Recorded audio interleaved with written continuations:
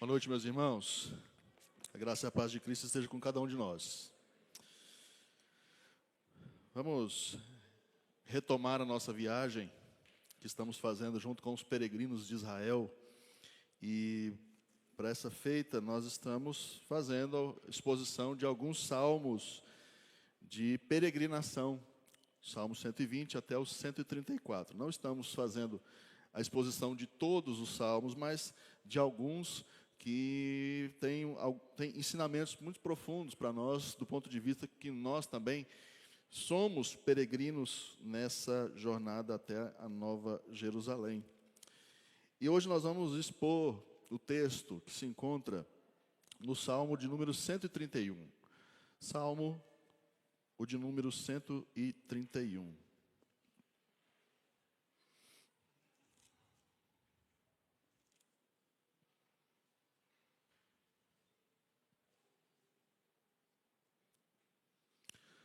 O texto nos diz assim: Senhor, não é orgulhoso o meu coração, nem arrogante o meu olhar. Não ando à procura de coisas grandes, nem de coisas maravilhosas demais para mim. Pelo contrário, fiz calar e sossegar a minha alma. Como criança desmamada, se aquieta nos braços de sua mãe, assim é a minha alma dentro de mim. Espere, ó Israel, no Senhor, desde agora e para sempre. Queridos, a título de introdução, eu fiz uma breve pesquisa a respeito do silêncio na música. Às vezes nós estamos falando da playlist de Israel enquanto peregrinava de suas vilas, de suas cidades até Jerusalém anualmente. Todos os anos, cada israelita, a menos que tivesse um motivo muito importante, ele deveria ir, pelo menos, a algumas festas em Jerusalém. Então, nesse momento, eles estão caminhando em conjunto, eles estão reunidos em família, com vizinhos, e eles se juntaram para fazer essa peregrinação até Jerusalém, para então adorar ao Senhor ali numa das festas, seja a festa da Páscoa, tabernáculo ou qualquer outra festa que o Senhor exigia. Então, quando eles se reuniam, eles iam cantando, assim como nós fazemos, por exemplo, quando viajamos de carro. Talvez você, quando viaja de carro, tenha aquela sua playlist, né? Aquele pendrive que você coloca no seu carro, e você vai ali cantando, ouvindo. E a comunidade de Israel, obviamente, não tinha carro, não tinha pendrive, não tinha som. Então, o que eles faziam é cantar. Eles iam cantando essas músicas ao longo do caminho. Mas nós estamos falando de música, mas nesse momento, nós precisamos falar sobre silêncio. E aí, fazendo uma pesquisa breve a respeito do silêncio, a título de introdução, veja que na partitura, o silêncio não é ausência de música, mas é parte essencial dela. Ele aparece através das pausas, e eu não sou músico profissional, muito menos músico que sabe ler partitura. Mas, baseado nessa pesquisa que a gente vai fazendo para para produzir o sermão, você percebe que o silêncio aparece através da pausa, que são sinais gráficos equivalentes às figuras de notas. Assim como uma semínima indica o som de determinada duração, a pausa de semínima indica o silêncio, com o mesmo valor. Isso vale para todas as figuras, semibreve, mínima, colcheia, semicolcheia, etc. Tecnicamente, as pausas cumprem duas funções principais. Primeira, rítmica. Elas organizam o tempo, marcando intervalos de descanso, para que o fluxo musical não seja apenas contínuo. Imagina uma música sem pausa. Imagina uma música que não há aquela respiração e depois a continuidade. É isso que ele quer dizer. Sem pausas, a leitura seria confusa e sem clareza. Segunda função da pausa, ela é expressiva. O silêncio cria contraste, expectativa, respiro. É ele que dá destaque às notas que vêm depois e impede que a música se torne um bloco sonoro sem articulação. Por isso, os mestres, Beethoven e tantos outros, os mestres da composição tratam o silêncio como parte da própria linguagem musical. O intérprete, ao respeitar as pausas, não apenas não toca, mas comunica. O silêncio comunica. Cada silêncio carrega a intenção, seja de repouso, de suspense, de separação entre ideias musicais. Há uma música, inclusive, antiga já, de Lulu Santos, cantada também por Milton Nascimento, que em uma das suas estrofes ele diz: eu te amo calado, como quem ouve uma sinfonia. É expressivo isso que ele diz. Eu te amo calado, sem palavras, como alguém que admira uma sinfonia. Então veja que nós vamos falar de uma música que acompanhava o povo de Deus na sua caminhada até Jerusalém, mas essa música fala sobre silêncio. E o que isso tem a ver com a nossa vida? É isso que também é importante e vamos perceber isso no final. Veja, a vida cristã é uma peregrinação. Nós estamos falando de salmos de peregrinação, de gente que saía da sua casa, parava a sua rotina, se juntava com a sua família, com seus vizinhos e viajavam para Jerusalém. A vida cristã também é desse jeito. Nós não temos aqui cidade permanente, mas nós buscamos a futura, como descrito em Hebreus capítulo 13, verso 14, que diz assim: de fato, abre aspas, de fato, não temos aqui cidade permanente, mas buscamos aqui a de vir. Veja que Deus ele ilustra a nossa peregrinação que fazemos hoje até a Nova Jerusalém com a peregrinação dos judeus, dos israelitas, lá no Antigo Testamento, saindo das suas vilas e indo até Sião, o Monte Sião, né? Os salmos de peregrinação, 120 a 134, foram dados a Israel como cânticos de caminho.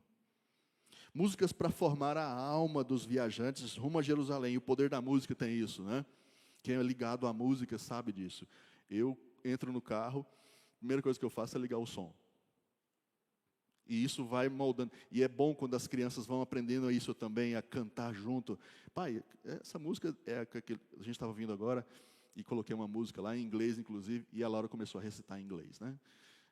Enfim, do jeito dela, mas isso vai formando, né, o imaginário, vai formando o gosto. Ensinar a criança a gostar de música boa é melhor do que entregar isso nas mãos depois à cultura secular, né, que vai apresentar a ela tantos outros cantores e artistas que não contribuem em nada. Mas, enfim, música faz isso. Eles foram dados a Israel como cânticos do caminho, músicas para formar a alma desses viajantes rumo a Jerusalém. E no meio desses cânticos de peregrinação, o Salmo 31 soa como um sussurro.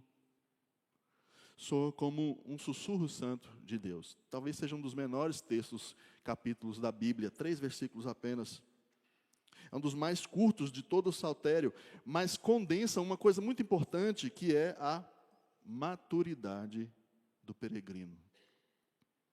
Maturidade não tem a ver com quanto barulho você consegue produzir. Maturidade é entendida pelo quanto de silêncio você pode também produzir. E veja que esse Salmo 131 mostra que um coração rebaixado, olhos não altivos e uma alma desmamada no colo de Deus. Esse Salmo nos ensina que o verdadeiro culto em Sião, Monte Sião, onde ficava o templo, o verdadeiro culto em Sião não se alcança apenas subindo os montes, mas aquietando a alma diante do Senhor. E aqui um parêntese que a gente abre é: culto bom não é culto de fogo, né? Culto que você tem que arrepiar. Nós estamos falando de gente indo para o culto. E às vezes a gente vai com expectativas que não são reais. Nós vamos para o culto achando que quanto mais barulho tiver, mais o Espírito está exercendo a sua função ali diante do culto. Obviamente que isso não é o nós. Eu estou falando nós, mas não necessariamente nós aqui, né? Mas boa parte dos crentes brasileiros entendem que culto bom é culto que tem gente gritando, pregador falando muito alto, o som nas alturas, e a gente quase não entendendo nada do que está acontecendo. Quando, na verdade, esse salmo está mostrando para nós que o verdadeiro culto em Sião não é uma subida de monte. E veja que o Monte Sião era visto de longe, então os peregrinos iam subindo. Inclusive, em uma das designações desses Salmos, há uma designação chamada de salmos de degraus, porque, de fato, eram salmos que eles iam cantando, subindo os degraus, quando chegavam em Jerusalém. Mas veja, não é sobre isso. Não é sobre subir montanha. Não é sobre elevar a nossa voz, mas, segundo esse salmo, é aquietar a nossa alma. Adorar o Senhor também envolve quietude, envolve ouvir. E qual é o lugar canônico do Salmo 131? Veja, os cânticos de peregrinação são uma coleção cuidadosamente organizada. Alguém organizou isso aqui. Não foi lá assim, o que nós vamos colocar aqui? Coloca aí qualquer um. Eles pensaram a estrutura do Salmo. Eles entenderam que o Salmo 131 deveria ser colocado nesse lugar. Esse Salmo deveria ser o 131. Não o outro, não o próximo, não o anterior, mas esse Salmo. Veja, eles são cuidadosamente organizados e eles narram em forma de poesia a trajetória da alma e da comunidade de Israel. 120 ao 122, nós temos o clamor desde o exílio até a chegada em Jerusalém. Então, se você pega o Salmo 120 até o 122, você vai perceber que há nuances de cativeiro ali. E, de fato, esse saltério foi organizado depois que eles voltam da Babilônia. Do 123 ao 126, tensões de desprezo. O salmista reclama que está sendo desprezado, tem tensão com os outros, livramento e restauração. Então, eles estão cantando isso. Estão cantando a história deles. O que eles estão passando durante as suas vidas antes de subir para Jerusalém. E chegamos no núcleo, que é do 127 ao 131, que aí, de fato, mostra a vida cotidiana e a espiritualidade. Salmo 132 ao 134, o clímax. Chegamos em Sião. Chegamos em Sião, estamos diante da aliança, estamos diante do sacerdote, há uma unidade aqui e a bênção final. Veja que ele é organizado justamente para isso, para ver progressão de caminhada. Conforme vai se progredindo, a tensão vai aumentando, em alguns pontos ela se torna meio claustrofóbica, a caminhada, a situação dos peregrinos, até chegar em Sião. Ufa, chegamos. Pararam os nossos pés. E aí a gente se deparou com o seu santo templo. Então veja, irmãos, que tudo é arranjado de forma que tudo faça sentido nessa caminhada. E o Salmo 131 aparece quase no final. Nós estamos quase chegando no final da caminhada até Jerusalém, a caminhada final dessa subida. Ele prepara espiritualmente o coração para o clímax do culto em Jerusalém. Ou seja, para chegar no culto tem que passar pelo Salmo 131. E o que o Salmo 131 fala? Aquieta, fica quietinho. Fica achando que vai descer fogo toda hora. Fica achando que você vai vir para o culto e vai ter que arrepiar. E se você arrepiar, é porque diz que o culto foi bom. E se você não arrepiar? E se você não chorar? Tem igreja que se baseia o culto, se o culto foi bom, se a maior parte da igreja chorar. Não tem problema nenhum se você fizer isso. Mas é isso que torna o culto algo agradável. O Salmo 131 está nos mostrando. O clímax do culto em Jerusalém acontece dessa forma. É como um silêncio reverente antes da bênção final. Antes de você ir lá pegar o prato de comida, você está em silêncio. Você não está batendo panela. Deus, dá minha bênção, Senhor. Senhor, eu não aceito, eu decreto. Tarde da bênção, essas coisas, sabe? Venha pegar a sua bênção. Espera aí.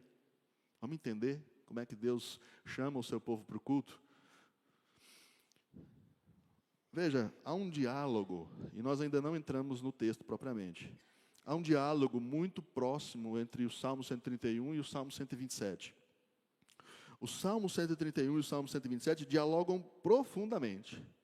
O Salmo 127 é aquele que nós expomos da última vez que estivemos aqui. Aquele salmo que diz, se o Senhor não edificar a casa, em vão trabalham os que edificam, se o Senhor não guardar a cidade, em vão vigia a sentinela. Esse texto. Esse texto está falando de construir coisas. Construir casa, guardar a cidade, construir família. E esse texto, do 127 e o 131, dialogam muito. Salmo 127 é o Salmo de Salomão. Salomão é quem escreve aquele salmo. E você vai se lembrar que Salomão é o autor, ou um dos autores, de Eclesiastes. Lembra qual é a temática de Eclesiastes? A vida debaixo do sol. Então, tudo é canseira, enfado, aquela questão toda. Tudo é canseira, tudo é enfado, né? Salomão é esse que analisa a vida, analisa os projetos, analisa o que as pessoas estão envolvidas, né? A sua vida está envolvida e depositada. É a vida prática. Ele vai dizer no Salmo 127, a vida prática é vã sem o Senhor. Se o Senhor não constrói, se o Senhor não vigia, inútil vos será levantar de madrugada, repousar à tarde, o Senhor dá aos seus amados enquanto dorme. Enfim. Casa, vigia, trabalho, filhos, tudo depende de Deus. Veja, é a dependência objetiva. Você analisa. O fulano está levantando cedo demais e dormindo tarde. Você tem algo a analisar, a atos, a projetos, a coisas sendo feitas, construídas de forma visível. 131 é salmo de Davi. É salmo do pai de Salomão. É salmo de poeta. É salmo que olha para o coração. É salmo que analisa não se você está construindo casa, mas por que você está construindo casa. Veja, Salmo 131, que é de Davi, é a vida interior. A vida interior que é vã sem o Senhor. O coração, os olhos, a alma precisam se aquietar em Deus. É a dependência subjetiva. Como é que você vai avaliar o coração de alguém? Davi, de forma inspirada, fez isso.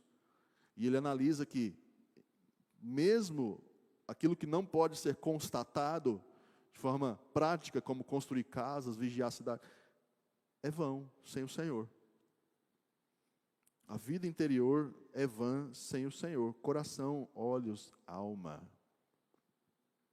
Assim, juntos, 127, 131, eles ensinam que espiritualidade, ou a espiritualidade do peregrino, envolve tanto o exterior, aquilo que a gente faz, trabalho, família, segurança, quanto o interior. Coração, desejo, esperança. Martim Lutero vai, inclusive, tecer uma definição a respeito disso, que é o corandel, que é a vida vivida na face de Deus. Tudo está na face de Deus, sob o olhar de Deus, sob a tutela de Deus. E é isso que nós cremos. A gente não separa a vida em compartimentos onde Deus atinge de forma maior ou menor. Sagrado, secular. Não, o que eu faço na igreja não é o que eu faço lá fora. Não, o que eu faço aqui dentro é tão santo quanto aquilo que eu faço lá fora. O que Deus está mostrando a partir desse salmo é, se você constrói casa, ou você faz uma oração, tudo é santo. Não se mede o nível de santidade porque é algo interno ou externo. Tudo está diante da face de Deus. Então veja que culto é isso. Já viu aquela frase assim, às vezes a gente, não mais assim tanto, mas eu já, não sei se você já ouviu isso também, mas a gente ouve de vez em quando. Esqueça seus problemas lá fora, venha adorar o Senhor. Você já ouviu isso? Esqueça seus problemas. Deus nunca falou isso para o seu povo. Deus nunca disse assim, ó, esquece a sua vida lá fora, esquece que você está com o nome no Serasa, esquece tudo isso. Vem para o culto. Finge que nada está acontecendo. Deus não fala assim. O que Deus diz é, junta toda a sua tralha, como o povo de Israel fazia, junta a sua família, junta os seus problemas, junta tudo, vai para o culto. É isso que o povo fazia. Eles paravam de trabalhar por um período porque eles tinham que viajar para Jerusalém. Ao parar de trabalhar, eles tinham que confiar que o Senhor proveria isso para eles. Então veja que adorar ao Senhor envolve externo e interno. Inclusive calar a nossa voz interna. O fio entre 127 e 131. 127 e 131 nós temos. 127, Deus edifica a casa. 128 a 129, bênção do trabalho e dor da opressão. 130, perdão buscando das profundezas. Aquele salmo, das profundezas clamo ao Senhor. E aí 131, a alma amadurece. Ele já passou por tanta coisa. Já construiu casa. Já teve que vigiar a cidade. Já levantou tarde. Levantou cedo, dormiu tarde. Já experimentou todas essas coisas. Agora a alma está amadurecida. Como criança desmamada. E aqui, a criança desmamada Não é aquela criança que está chorando pelo leite. É pelo contrário. É aquela que não chora mais. E agora, então, vamos para a exposição da passagem, feita essa introdução. Veja, o versículo 1 é um desarme do orgulho. Coração, interior, olhos, postura diante dos outros. E andar, conduta. Aqui o salmista resume aquilo que envolve a nossa vida interior.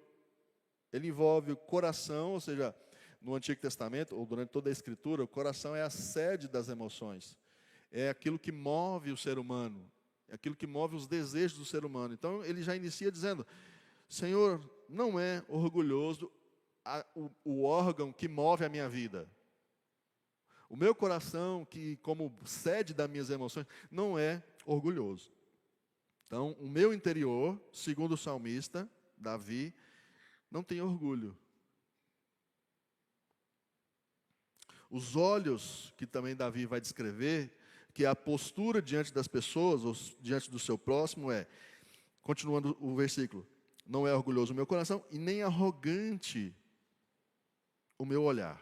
Ou seja, quem convive comigo, segundo Davi, vai saber que eu não trato ninguém com arrogância, porque eu tenho isso ou aquilo, ou porque eu sou o rei.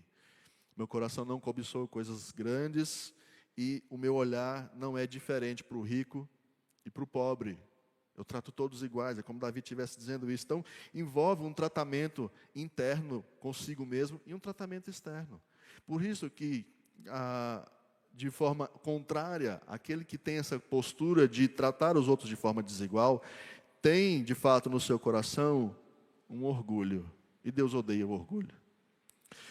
Veja que isso redunda num andar. Não é orgulhoso o meu coração, nem arrogante o meu olhar. Não ando. Está lembrando de algum salmo que fala sobre andar?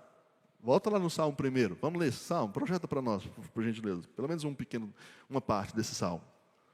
Salmo primeiro, que é a porta de entrada para o saltério. É a primeira música da playlist do judeu. Salmo primeiro. Bem-aventurado aquele que não anda no conselho dos ímpios, não se detém no caminho dos pecadores, nem se assenta na roda dos escarnecedores. Tudo começa com...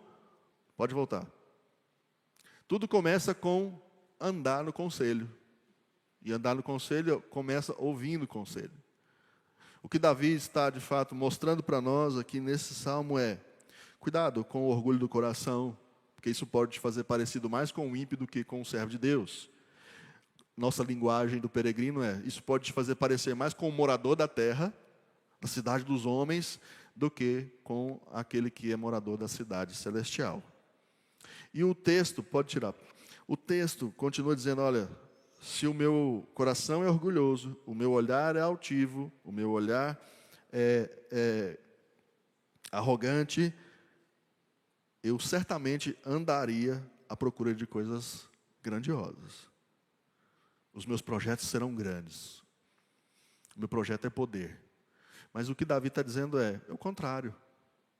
Por causa do meu coração, que não é arrogante, não é orgulhoso, o meu olhar não é arrogante, eu não trato as pessoas de forma diferente, eu não ando à procura de coisas grandes demais. Então essa é a figura que nós temos aqui. Grandes coisas e maravilhosas demais ecoam outra história do Antigo Testamento, que é a história de Babel, ou a história da queda de Adão. Ambas as histórias contam a um relato desse desejo do coração humano, sem o deleite no Senhor, sem que o Senhor seja de fato o alvo do nosso deleite, o nosso coração sempre vai procurar coisas grandes demais. Babel está aí para nos mostrar que é verídico tudo isso. A Torre de Babel, Adão ouvindo a voz da serpente. Veja, você pode ser como Deus. Dá uma mordidinha nessa fruta que você vai ser como Deus. Isso é projeto. Isso são coisas grandes, coisas maravilhosas demais. Esse é o projeto do ser humano sem Deus. Exaltar a si mesmo. Davi está nos dando a oportunidade de entender qual é o plano oposto, qual é o plano oposto de Deus para a nossa vida e para Adão. Veja que Adão talvez pudesse ouvir esse salmo, estaria ouvindo a mesma instrução que ele ouviu lá no Éden. Adão, não tenha o seu coração orgulhoso, não seja arrogante o seu olhar, não ande à procura de grandes coisas, ou seja, não coma do fruto da árvore que eu te falei para não comer. Porque se você fizer isso, você vai morrer. Exatamente isso. O peregrino verdadeiro sobe a Jerusalém, mas não com um coração elevado. O peregrino, ele é instruído a ir para o culto em Jerusalém, não com uma lista de pedidos. Não para uma campanha tarde da bênção, onde você vem e você conquista a sua bênção. O peregrino é ensinado a ir para Jerusalém com o coração baixo. A espiritualidade bíblica começa reconhecendo limites. O que pertence ao Senhor, Deuteronômio 29 vai dizer isso. O que pertence ao Senhor não cabe ao homem controlar. E a gente fica com aquelas... Lembra na exposição passada? A teologia que a gente abraçou, nós não, mas boa parte do evangelicalismo brasileiro abraça essa história de determinar. Faça você mesmo. Você é o seu melhor projeto. O Salmo está dizendo que não. Há um teólogo que eu gosto muito, que chama-se Cornelius Van Til, que é da área da linha mais apologética da teologia. Ele diz exatamente isso. Ele diz, olha, todo nosso pensamento deve ser pensamento de criatura. O reconhecimento do nosso limite é o primeiro ato da verdadeira teologia. Teologia, a primeira coisa que ela faz conosco, quando ela é uma teologia saudável, ela nos coloca no nosso lugar.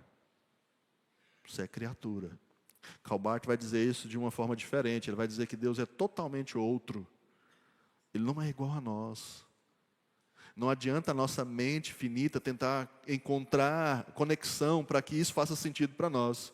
Deus não vai se submeter ao escrutínio da nossa mente finita. E essa é uma das crises de muitos ateus. Eu preciso de prova. Senão a prova eu não vou crer. Meu filho, você nunca vai ter a prova suficiente. Porque Deus não vai se colocar à sua disposição para que você faça uma análise científica dele. Então veja, uma das coisas que a boa teologia faz é calar a nossa boca. Fazer a gente menos exigente. Já viu quando a gente vai ficando exigente, tudo incomoda. Você chega na igreja, o ar está gelado, ou o ar está quente. O banco está duro ou está macio. O irmão está com a roupa ruim ou roupa boa. A gente começa a se tornar consumidor de igreja. O som estava alto ou estava baixo. Errou, cantou certo, você vai fazendo um checklist. Bom, o culto hoje foi bom. Por quê? Porque eu acho que a pregação foi boa, a música foi boa, no fim das contas eu saí satisfeito. E a gente acha que o culto é feito para nós, para agradar. E não é dessa forma. A coisa que o Senhor quer fazer conosco é, se coloque no seu lugar. A boa teologia reformada, sempre vai nos mostrar. Teologia bíblica, irmãos. A teologia vai nos mostrar que há momentos de exultação, de pedidos ao Senhor, mas há momentos também que a gente precisa ficar quietinho, caladinho no culto. E aqui eu não estou falando culto frio, onde você chega, esmorece na cadeira, parecendo uma moeba, né? Você senta, não é isso também. Versículo 2, a figura central aqui, Davi está querendo encontrar uma ilustração que caiba no texto. E ele encontra, e ele é feliz em fazer isso. A figura central é a da criança desmamada. Dois verbos são importantes aqui nesse texto. Acalmei, veja, vamos ler de novo. Ele vai fazer um contraste com o versículo 1. Ele vai dizer, pelo contrário, fiz calar e sossegar a minha alma. Como criança desmamada se aquieta nos braços de sua mãe, assim a minha alma dentro de mim. Dois verbos importantes é acalmei. Fiz acalmar, ou calar e sossegar, e em outra tradução é acalmei e tranquilizei. Essa expressão acalmei é alinhei ou nivelei, como quem prepara uma estrada. Ou seja, para quem está cantando durante o caminho, andar por uma estrada aplanada é melhor. Então, aquela agitação da vida. Então, o que o salmista faz é, eu acalmei isso. E como ele fez isso? Ele diz que ele tranquilizou, ou ele fez calar, ou ele silenciou. A alma aprende a parar de gritar. Você que tem filho, talvez já tenha passado pela experiência do menino dando aquela birra no meio do mercado. Você já teve essa experiência? Se você é pai, obviamente você teve essa experiência. Se você não é pai, quando tiver, você vai ter. Eis que declaro sobre a sua vida. Mas não precisa declarar não, o menino vai fazer isso. Você querendo ou não, ele vai fazer. O Jefferson está rindo ali porque ele já passou por isso, né, Jefferson? Eu ainda estou passando. O Jefferson já está lá em Jerusalém, né? Já chegou lá, está na glória. Eu estou ainda no caminho, né? Com os meninos dando birra. Enfim, as flechas, né? Que Deus nos dá. Mas o texto diz que a alma do peregrino maduro aprende a parar de gritar. Aprende a parar de ser chato, exigente. A coisa mais difícil é se lidar com um crente exigente. O que você precisa para servir? Um monte de coisa. O que você precisa para estar exercendo o que Deus chamou você para fazer? Um monte de coisa. E nem é garantia que esse crente vai estar lá para ajudar. Ele é um consumidor. Ele é um cliente. E o cliente precisa ser agradado. E é triste quando a igreja começa a tratar os membros, o corpo de Cristo, como uma reunião de consumidores. Porque quando é assim, a gente precisa o tempo todo estar pensando em novas programações, em novos eventos, para que o nosso cliente fique aqui. E aí a gente tem um monte de coisa. A agenda da igreja é repleta de segunda a segunda. Mas para que isso? Para que o cliente não vá embora. E aí a gente vai educando a igreja, ou quem adota essas práticas, vai educando a igreja a ser consumidora mesmo. Qual que é o próximo evento? Qual que é o próximo acampamento? Qual que é o próximo chá? Qual que é o próximo... E aí não tem equipe pastoral que aguenta. E quando isso acaba, poxa, bom, era o tempo do pastor fulano, né? Tinha um monte de coisa acontecendo, hoje não tem nada. Hoje só tem pregação. Meu querido, né? Por favor. Crente imaturo é assim. Precisa estar aqui o tempo inteiro com a dopamina em dia. Né? Felizão. Não pode chegar no culto e ficar quietinho. Mas esse é o que o texto está nos dizendo. A nossa alma, depois que essa estrada é preparada, nivelada, a alma aprende a ficar calada, aprende a parar de gritar, aprende a parar de ser exigente. E aí a figura da criança desmamada. Maturidade. O leite já não é a fonte do alimento do crente. O duro é o crente, 20, 30 anos de igreja, precisando de leite. Criança, imagina, a criança cresce. Veja, observe que há um crescimento natural do ser humano. A criança cresce, aprende a viver de pão sólido. E aí a gente vai ecoando, por exemplo, Hebreus capítulo 5. Inclusive, abra nesse texto e aí deixa marcado aí que nós vamos voltar algumas vezes em Hebreus. Hebreus capítulo 5, versos 12 a 14. Olha a crítica que o autor aos Hebreus faz. Hebreus capítulo 5, versos 12 a 14. Diz assim: pois quando já deviam ser mestres, levando em conta o tempo decorrido, vocês têm novamente necessidade que alguém lhes ensine quais são os princípios elementares dos oráculos de Deus. Passaram a ter necessidade de leite e não de alimento sólido. Ora, todo aquele que se alimenta de leite é inexperiente na palavra da justiça, porque é criança. Mas o alimento sólido é para os adultos, para aqueles que, pela prática, têm as suas faculdades exercitadas para discernir não somente o bem, mas também o mal. Leite é para menino. Se a gente não tem progredido na nossa fé, precisa de leitinho toda hora. Coisas elementares. Outra coisa, a criança desmamada não só apresenta essa maturidade, não precisa mais de leite. Você não precisa mais voltar lá no catecúmenos. Isso é uma marca. Outra marca é reordenação dos seus afetos. Não busca mais apenas o dom, ou seja, o leite. Não busca mais a bênção, o leitinho. Eu vou onde Deus me abençoa. Eu vou onde tem a campanha de Daniel. Eu vou onde tem... Eu não busco mais isso. Por isso que o crente maduro, quando surge uma nova modinha por aí, ele faz assim, ó, peraí, esse negócio está certo? Não. Lembra quando surgiu o G12 aqui em Goiânia?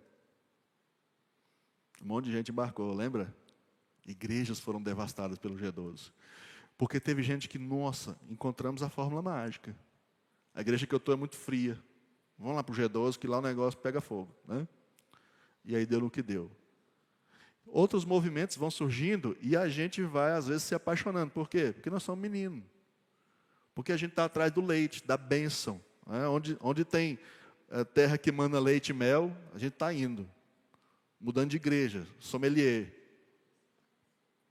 Então, o que a maturidade faz é reordenar os nossos afetos. Não é o dom, não é o leite, mas se satisfaz com a presença da mãe. E aqui é maravilhosa essa expressão de Davi. Como uma criança desmamada se aquieta no colo de sua mãe.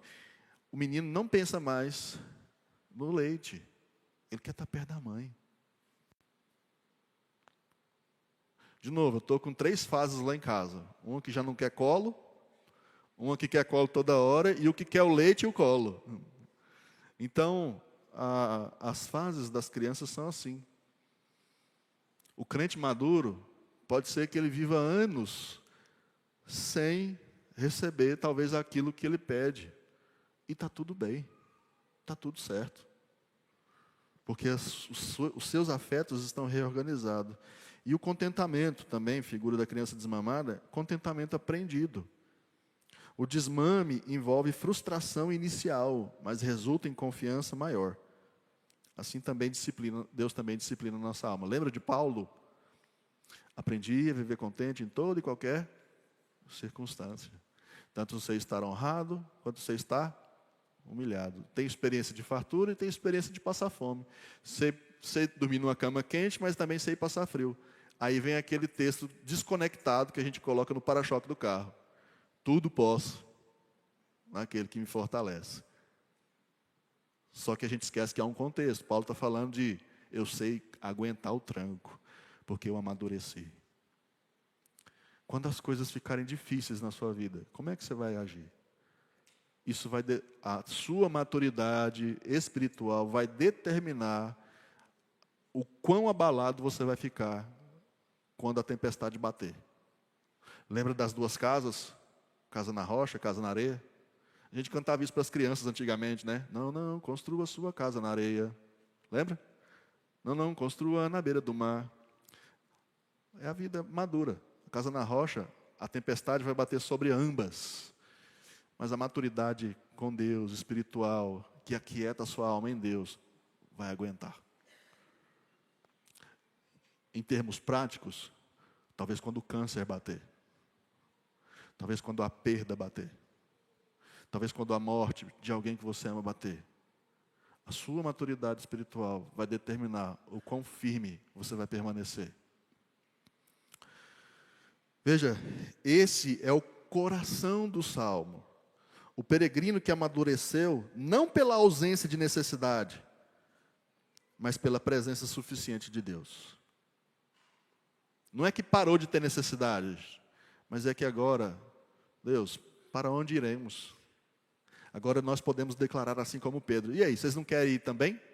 Não querem buscar a bênção em outro lugar? E aí Pedro faz aquela maravilhosa declaração. Senhor, para onde iremos? Se só Tu tem. É assim que nós devemos nos comportar. Senhor, para onde iremos? Só o Senhor tem palavra de vida eterna. Eu não quero ir acompanhar essa multidão. Eu não quero ter mais mais bens, mais riqueza, mais amigos, mais fortuna. Martim Lutero chegou a essa conclusão quando ele compôs: se temos que perder família, bens, prazer, se tudo se acabar e a vida se findar, com ele reinaremos. Que maturidade espiritual, né? Versículo 3, para fechar esse hino ou essa música do pendrive israelita indo para Jerusalém, é o convite comunitário. Da experiência individual, do coração, do olhar, do andar, o salmo agora se abre ao povo. O peregrino maduro se torna pedagogo da comunidade. Gente, isso aqui é maravilhoso. Você sabe aquele crente que você tem prazer em sentar com ele, porque você vai receber um conselho para você ficar quieto? Rapaz, pensa direito. Acho que não é assim, né? É bom você lidar com um crente assim. É aquele crente que vai fazer assim: meu filho, vem cá. Deixa eu te mostrar o caminho das pedras. E ali você vai sentando, você vai ouvindo. E aí no final você vai: realmente. Veja, ele se tornou um pedagogo da comunidade.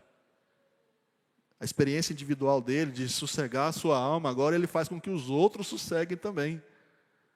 É aquele que entra no ambiente, o ambiente está transtornado, está aquela reunião tensa, e ele, irmãos, tinha um presbítero aqui que era muito bom nisso.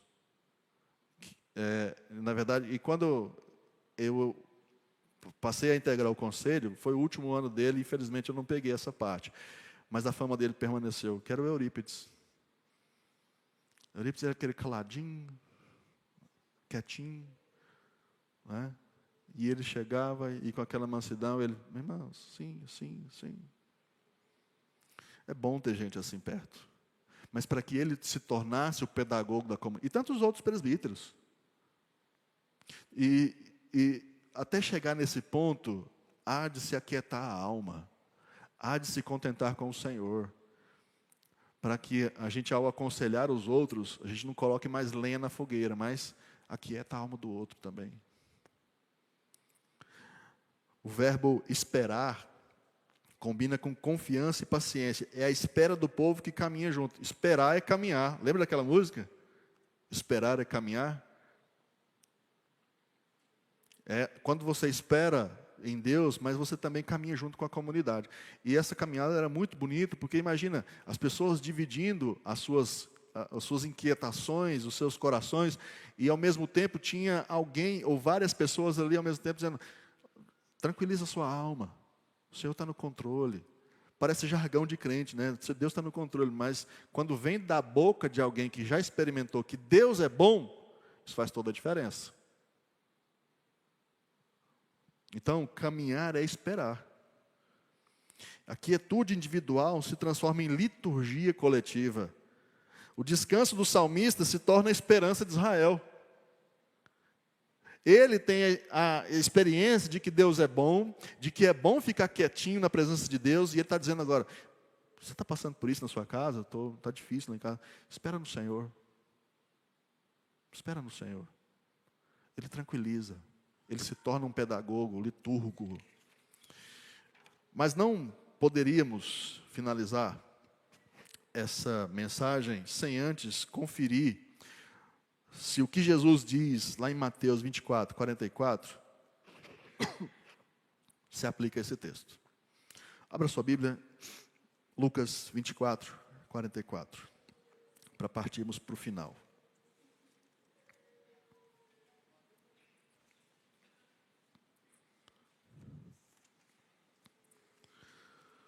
Projeta para nós, para a gente poder fazer a leitura juntos. Vamos fazer a leitura todos juntos desse salmo, desse texto.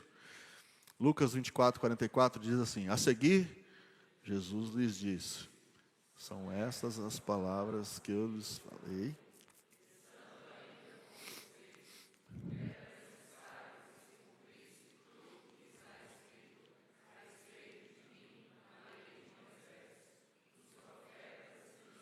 Jesus está dizendo que ele está nesse salmo e em todos os outros.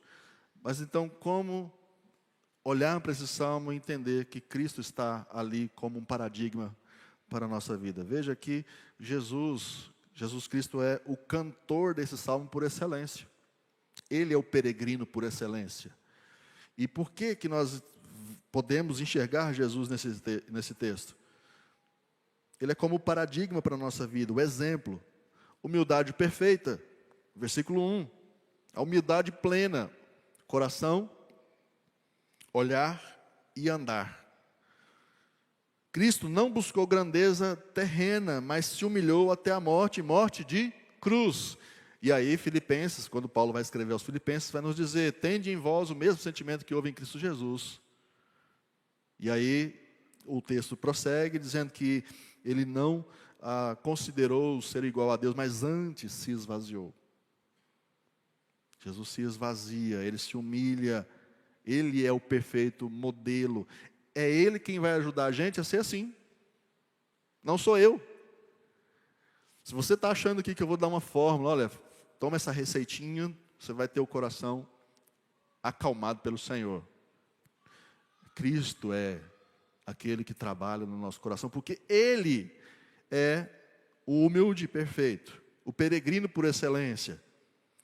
Veja que Cristo também, nós enxergamos Ele nesse texto, cantando esse salmo, quando Ele também apresenta um contentamento filial da criança desmamada. Jesus, Ele tem contentamento no Pai. Ele vivia da vontade do Pai. A minha comida não é bebida, o meu alimento não é comida e bebida, mas fazer a vontade do meu Pai. Ele descansava na sua presença, meio em meio às tempestades. A filiação, o relacionamento de Jesus com Deus é o nosso paradigma.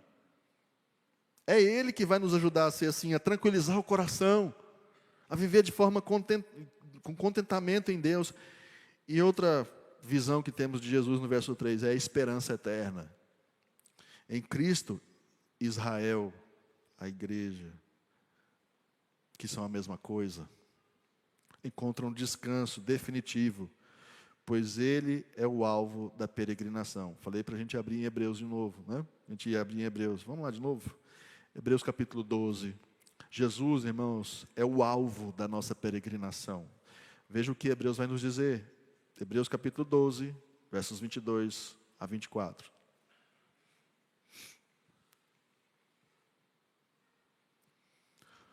Pelo contrário, vocês chegaram ao monte...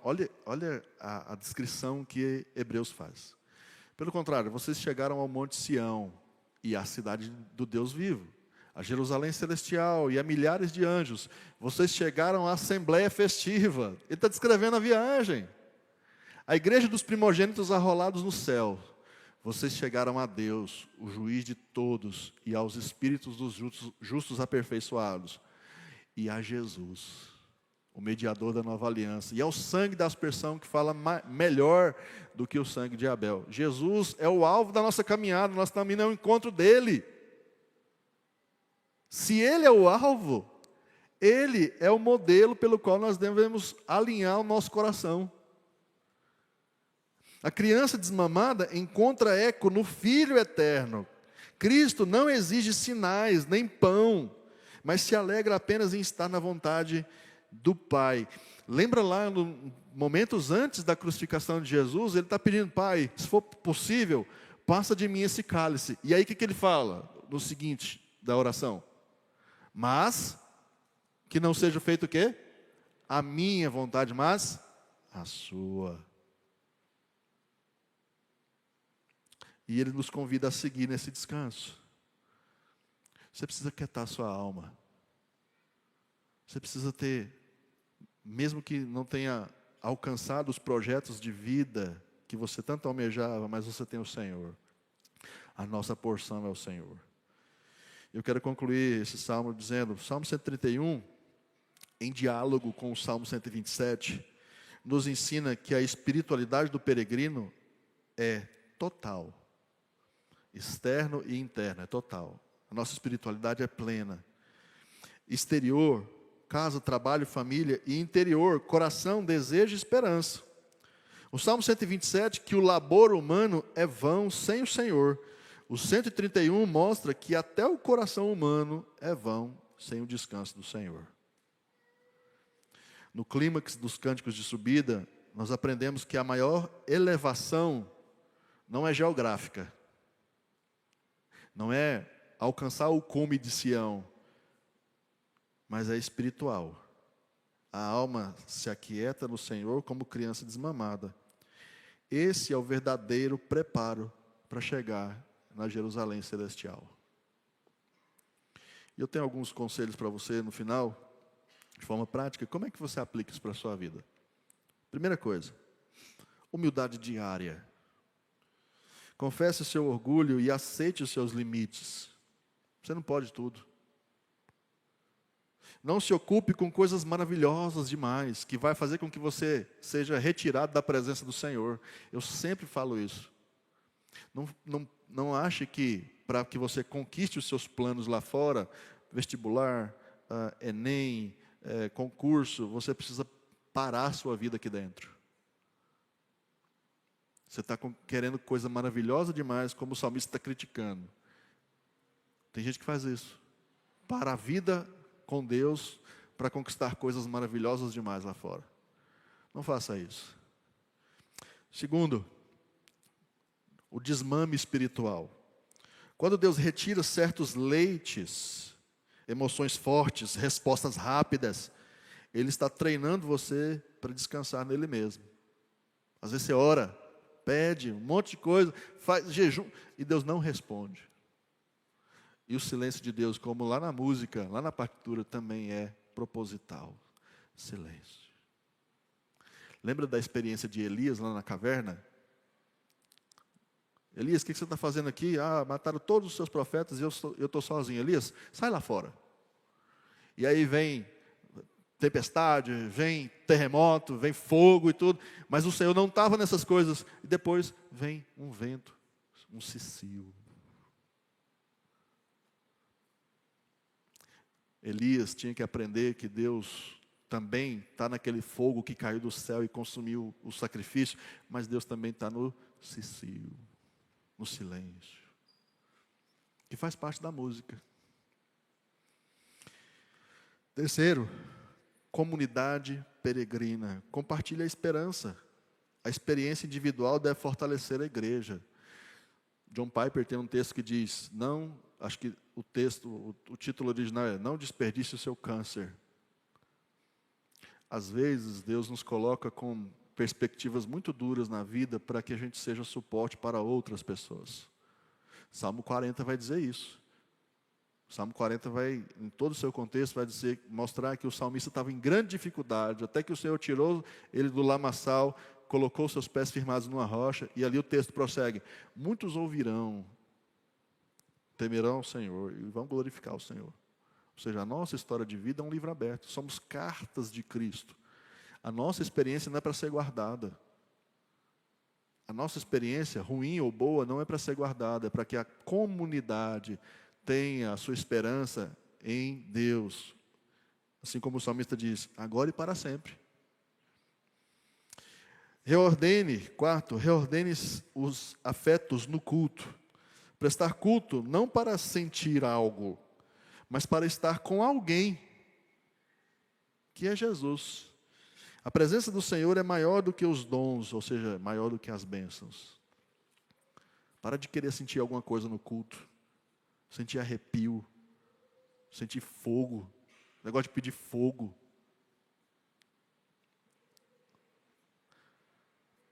É amar ao Senhor, de novo, é amar ao Senhor calado, como quem ouve uma sinfonia. Por fim, Cristo como descanso. Ele é o peregrino perfeito que na cruz entregou-se em confiança total e agora conduz o seu povo à Sião eterna. Na peregrinação da fé, a nossa peregrinação da fé, o orgulho nos cansa, a ansiedade nos esgota, mas a alma desmamada encontra descanso em Deus, que se fez próximo de nós através de Cristo. E assim, em humildade, quietude e esperança, caminhamos para a Jerusalém celestial. Que você durma bem essa noite. Vamos orar. Senhor Deus, louvado seja o seu nome pela sua palavra. Nos ensine a ser como essa criança. Que a nossa semana seja assim. Que a nossa vida seja assim. Para a honra e glória do Senhor. E no nome de Jesus. Amém.